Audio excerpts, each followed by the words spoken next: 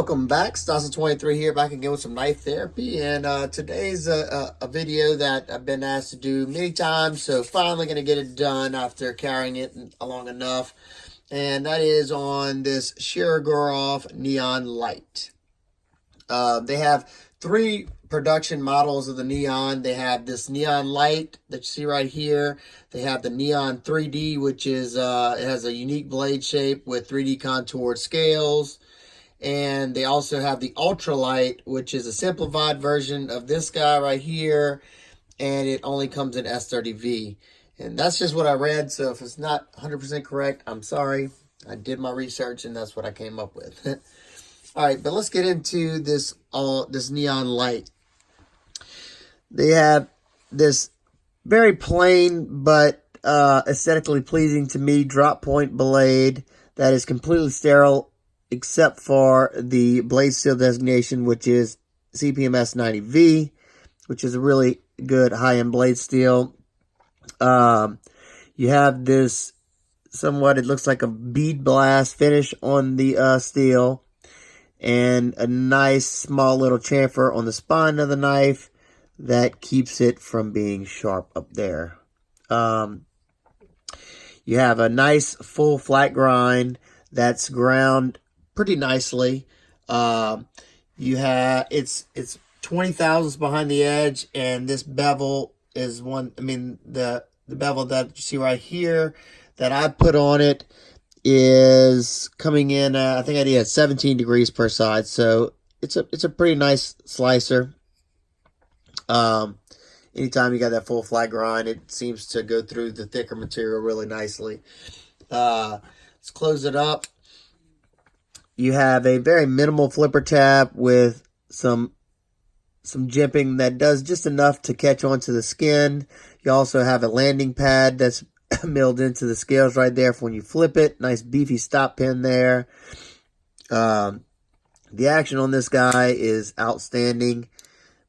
Definitely, it's a different kind of action. You know, I got other knives that drop free like this, but it's like a hydraulic drop. And it's just very, very pleasing.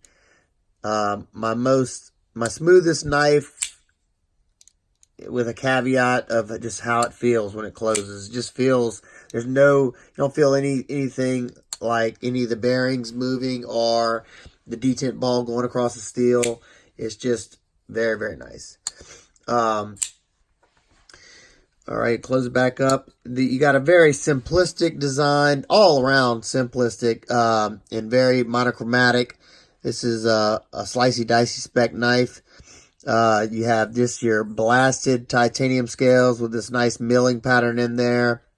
You have a proprietary pivot that you can just use a flathead with on both the pivot and the body screw. Very simple construction with these two screws. You have just your flat scales with a nice chamfer going all the way around it, so it's pretty comfortable in hand. You have a titanium back spacer that has a milled pattern in there that gives it a nice aesthetic flare, and you have three little jumps right there, I guess, to go along with the three little jumps on top of the blade. And I forgot to say that jimping right there is aesthetic only, offers no traction, at least not to me. You have the Shirogorov Bear logo right there, and you have somewhat of a hidden lanyard post right there. I guess if you want to squeeze some 550, you probably could. Flip it over this side. You have a nice 3D milled pocket clip that is screwed from the back side. And another thing that I like about this is that you have your lock bar cut out on the inside so it doesn't break up any of the lines, so you can keep this swooping line that matches over here, and it doesn't break it up having the lock bar cut out. Let's see, you have really good blade to handle ratio that we'll come back to soon. And look at that action. Woo! So nice. Very, very nice.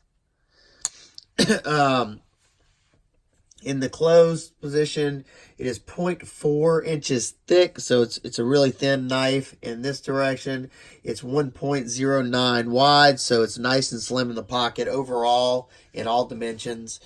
And one thing I didn't touch on is the price tag, mainly because I don't know exactly what these cost, because it's hard to see.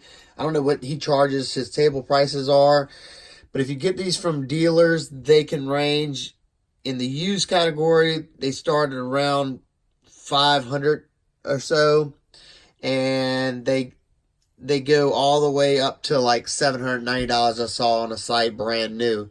So they're definitely very, very expensive, and it's hard to justify that price tag unless you love the design. For me, I was able to get this guy on a trade. I traded, I think, 2 or 3 knives with a guy to get this guy. So that's the only way I wouldn't have been able to drop, plain just cash on this guy, especially with the secondary prices go for. So let's see. Let's get a few quick size comparisons. Then I'm going to talk about a couple of things that I'm not too fond about on this knife. One, a size comparison that it looks a lot like this knife, and it's pretty close, is the Millet Torrent. These resemble each other a lot after I put them next to each other. The Torrent is a little bit smaller, but you can see they even have, a lot of the same, lines to each other as far as the overall profile. You got the Kaiser Gemini with that beautiful damaged steel blade, and it's much smaller. The Gemini, I never realized how tiny of a knife it is.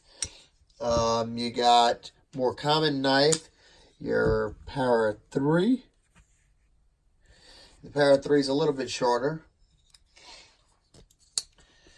This is the knife that I bought at Blade Show instead of this last year, and that is the Mini Tolk. Only reason I have the Mini Tolk back in the collection right now is because I am going to be selling it for my buddy Copper Dice, who bought it from me.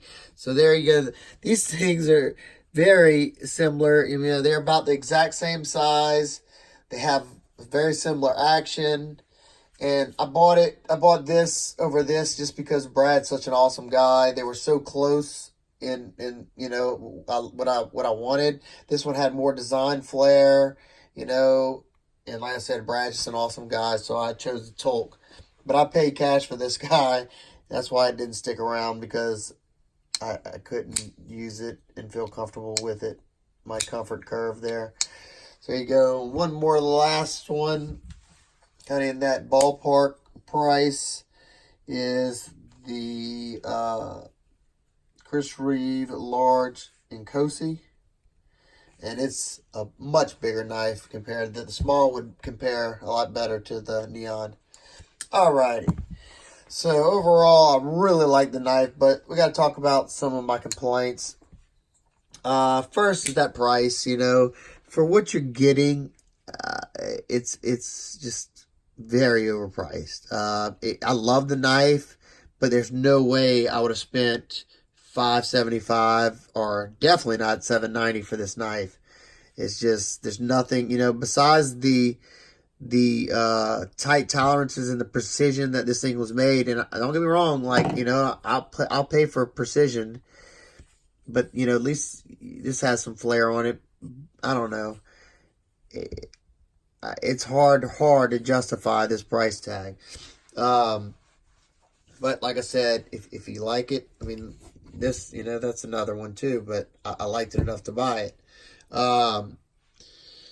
Let's see. The next is the blade finish. I hate a blasted finish. Not enough to make this a pass, but I would have definitely preferred a stone washed, or either this finish with a stone wash. Anything would have been better than that. And they tend to corrode, so I don't know. Alrighty. Okay, now these are some of the things that I just don't get at all.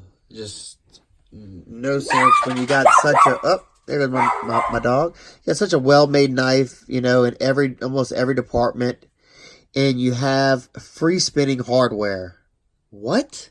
Like you're an awesome machinist and you can do all kinds of awesome things and your tolerance is so great, but you can't make it a keyed pivot or a keyed sleeve over here? That makes no sense. That bugs me to no end. So you really got to be careful. This thing, it gets off centered a good bit because I can't put too much Loctite on it because I don't want to freeze it up. And, you know, I already had to put some pressure on the blade. I mean, whenever I got a free spinning pivot that doesn't have something on the other side, I put the tip in something and just put some pressure like this on the blade and then turn it to where it bonds up on the pivot sleeve and you're able to unscrew it. But I should not have to do that on this expensive of a knife at all. That's so gross. All right, so that's another one. Now, this is my biggest complaint right here and almost got me to sell this knife. Almost. And this is my favorite knife in my collection right now. And if y'all happen to see my Instagram picture or whatever, where I showed y'all the cut on my finger and told y'all this knife bit me, yeah, it bit me. Now, I will say I was carrying it not really the way you should be carrying it. This is a right hand tip up carry knife. And I had it in, I think, my left pocket. Either that or my left side of my right pocket. Instead of sitting in the pocket like this against my, against the pant leg, right? I mean, against the pocket like this. I either had it over here to where I'd put my hand in my pocket this way, or I had it in my left pocket. It doesn't matter. Okay, it was in my pocket, and I went in my pocket to get something, and that great blade to handle ratio, you can easily, I'm pulling my finger right there, easily, I don't want to cut myself again, but watch. I'm trying not to cut myself because that tip is sharp. Well, I'm not going to reenact the detent holding it in, but that tip is right there at the end, and easily, I like I said, I just stuck my hand in there, and I came out, I had blood all over my hands. That thing cut me. That sucks. That sucks. You can't cut yourself this way, but you definitely can cut yourself right here. And like I said, I don't fault it wholeheartedly, mainly because I wasn't carrying it where it should have been. If it would have been on the right side of my pocket, I couldn't have cut myself because it would have been, you know, away from me. But that's just uncalled for. You know, this nice of a knife and so many things done great, and you got some huge glaring things. Free spinning. That tip. I mean, really? I mean, am I over-exaggerating here? I don't know. Like I said, overall, I love the knife. It's not going anywhere. I use the hell out of this knife. I've had to sharpen it a few times. Got some love marks up here on it. You know, I dinged it up right there. I don't really care because I enjoy using it. It holds a good edge. The S90V is done right. I will say it took, like when I got it, it still had the factory bevel on it. And it took 2 good sharpenings before I was seeing the true performance of this knife. Which is better than most. I usually have to sharpen them 3 to 4 times before I get that full performance out of it. But I noticed after my second sharpening, it was performing a lot better. And it holds a good working edge for a good while. And it should still be nice and sharp. I've only done some minor work, some minor breaking down of some boxing stuff. Yeah, it's still catching skin, so there you go. So there you go. That's how it bit me. Everybody wants to know how I bit myself. How did this knife bite me? I didn't bite myself, but how this knife bit me. That's how it bit me. So let me know your thoughts on this knife. Would you own it? Would you pay that kind of money? Like I said, I personally wouldn't have. I had the opportunity at Blade Show last year, and thankfully, a good guy on Instagram. Wanted to do a trade with me, and I couldn't be happier. Like I said, even with the flaws, I'm still happy. So there you go. If you have any questions, comments, concerns, please leave them down below. Sorry if I sound a little nasally. I'm super congested right now. I don't feel the greatest in the world. And I guess I'll catch y'all on the next one. Peace.